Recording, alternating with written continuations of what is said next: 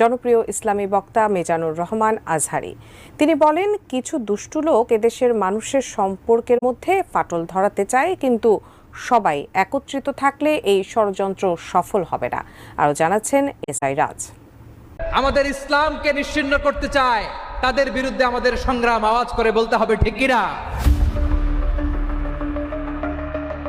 আওয়ামী লীগ সরকারের রোষানলে পড়ে টানা প্রায় ৫ বছর দেশের বাইরে থাকতে হয়েছে জনপ্রিয় ইসলামী আলোচক ডক্টর মিজানুর রহমান আজহারীকে। অবশেষে শেখ হাসিনার পতনের পর গত ২৬ ডিসেম্বর নিরাপদে দেশে পৌঁছান তিনি। যদিও এর আগে মাত্র ৯ দিনের জন্য দেশে আসলেও পরে আবারও চলে গিয়েছিলেন আজহারী।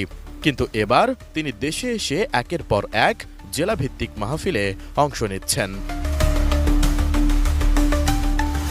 তারই অংশ হিসেবে ১৮ জানুয়ারি দুপুর ২টায় লালমনিরহাট রেলওয়ে শহীদ সোহরাওয়ার্দী মাঠে